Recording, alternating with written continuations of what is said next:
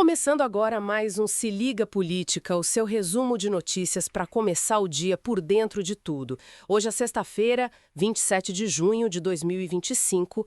Olha, o dia de ontem foi bem cheio na política, hein? Teve decisão importante do Supremo Tribunal Federal sobre redes sociais. O governo viu uma medida sua sobre imposto ser derrubada lá no Congresso e ainda rolou a aprovação de mais cadeiras para deputados federais. Vamos dar uma passada por esses pontos. Então, começando pelo Supremo Tribunal Federal.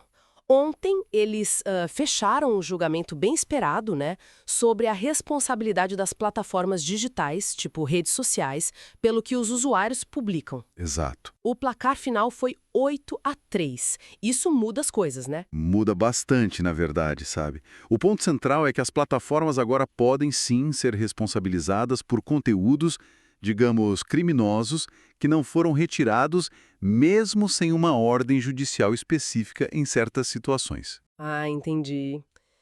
Mesmo sem ordem do juiz. Em alguns casos, sim. Claro, ainda tem situações que precisam da ordem, outras que uma notificação basta, e tem casos que a plataforma tem que agir até preventivamente, assim. E como teve repercussão geral, essa decisão agora vira um guia, né, para todos os outros tribunais do país. Nossa, e as reações vieram rápido, imagino. A Advocacia Geral da União, que representa o governo na justiça, A AGU gostou, achou a decisão histórica, mas lá no Congresso Nacional o clima foi outro, né? bem diferente. O deputado Coronel Crisóstomo falou em não admitir censura, sabe? E o senador Isalci Lucas também criticou, defendeu que era o Congresso quem deveria decidir isso. Essa questão da liberdade de expressão. Exato. E essa preocupação surgiu até dentro do Supremo, viu? O ministro Edson Fachin, que votou contra, né, foi um dos três, ele falou no risco de uma censura colateral. Censura colateral. O que seria isso? A ideia é que as plataformas, tipo, com medo de serem processadas, podem acabar tirando do ar mais conteúdo do que deveriam, sabe? Até coisas que são legítimas. Ah, para se protegerem. Isso. E ele argumentou que esse tipo de regra tinha que vir de lei mesmo, aprovada pelo Congresso, não por decisão judicial. Fica essa tensão, né? O judiciário atuando onde o legislativo não avançou. Complicado. Agora, mudando um pouco o foco, vamos para o Congresso. O governo sofreu um baque ontem, né? Pois é. Aquela proposta de aumentar imposto sobre operações financeiras, o IOF, foi barrada. Foi derrubada. E a votação na Câmara dos Deputados foi bem clara, né? 383 votos contra, 98 a favor do aumento. Nossa, uma margem grande. E no Senado Federal também confirmaram, né? Confirmaram. O setor produtivo, claro, comemorou bastante essa decisão. Imagina. E o governo? Qual foi a reação? Então, o governo já está sinalizando que pode levar essa briga para o Supremo Tribunal Federal. Ah, vão judicializar. É a avaliação que estão fazendo, alegando que a derrubada seria inconstitucional, sabe? O ministro Márcio Macedo, da Secretaria-Geral, chegou a dizer que foi uma derrota para o país. Mostra bem a frustração lá no Planalto. Pesado. E já veio o aviso do governo também, né? Que essa derrubada pode significar menos dinheiro para as emendas parlamentares. Exatamente. Aquele recurso que os congressistas usam muito nas suas bases. A conta que o governo está fazendo é de quase 10 bilhões de reais a menos em 2025. 10 bilhões? E mais uns 7 bilhões em 2026. É um valor considerável. Com certeza. Isso, claro, acirra ainda mais a disputa, né? Entre o governo e o Congresso, disputa pelo controle do orçamento, pela política fiscal. O governo perde receita e aí reage ameaçando cortar verba que é super importante para o apoio político dos parlamentares. E essa ameaça de levar o judiciário também joga mais instabilidade nesse cenário todo. É uma queda de braço constante, né? E ainda falando de Congresso, teve outra decisão importante.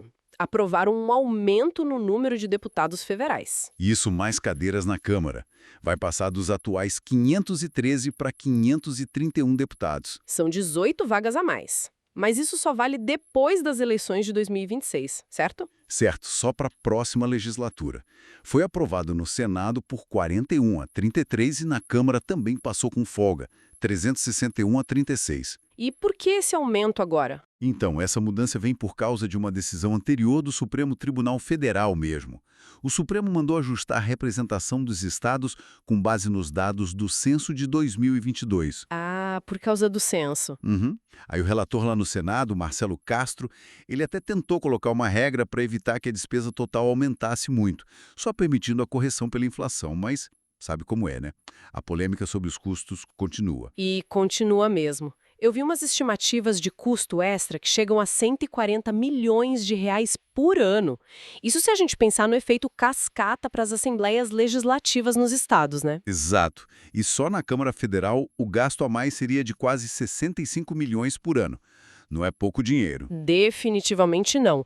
E a população parece que não gostou muito da ideia, né? Teve pesquisa do Datafolha mostrando que 76% são contra esse aumento. É um número bem alto de rejeição. E a oposição, claro, criticou. Falou que é mais despesa pública, zero solução. Pois é, fica claro o dilema, né? De um lado, tem que cumprir a ordem do Supremo, ajustar a representação para ficar mais justa com a população de cada estado. Do outro, tem o custo disso e a opinião pública que é contra.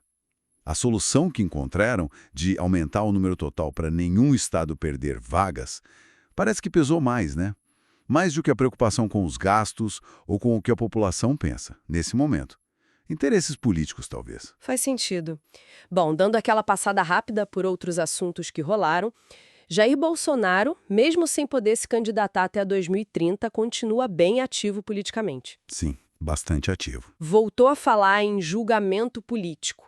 Convocou um ato na Avenida Paulista, está articulando apoio já para 2026, né? Como fez lá com Matheus Simões em Minas Gerais. Quer fortalecer a direita no Congresso. Ele está mudando de papel, né? Deixa de ser o candidato principal para atuar mais como um grande articulador, mantendo a base dele engajada e buscando influenciar o jogo político, pressionar as instituições. Entendi. E bem rapidinho, a deputada Carla Zambelli, que está fora do país, também convocou um ato. E surgiu uma informação de que o tenente-coronel Mauro Cid teria dito à Polícia Federal sobre uma suposta tentativa de advogados ligados a Bolsonaro de influenciar o depoimento dele. Isso procede? É o que foi noticiado. Se essa informação sobre o Cid for confirmada, olha, é algo muito sério. Pode indicar tentativa de obstrução de justiça, o que complicaria bastante a situação legal dos investigados nesse caso todo. É um risco bem alto. Nossa, delicado. E para fechar os destaques, um registro importante. O Estado brasileiro fez um pedido formal de desculpas pela morte do jornalista Vladimir Herzog, né, que ocorreu durante a ditadura militar. Sim, é um gesto simbólico importante e, sem dúvida, necessário. Ufa, bastante coisa para processar de ontem para hoje, né? Sem dúvida. Um dia que mostra bem as dinâmicas complexas da política e das instituições do Brasil nesse momento. Muita coisa acontecendo ao mesmo tempo.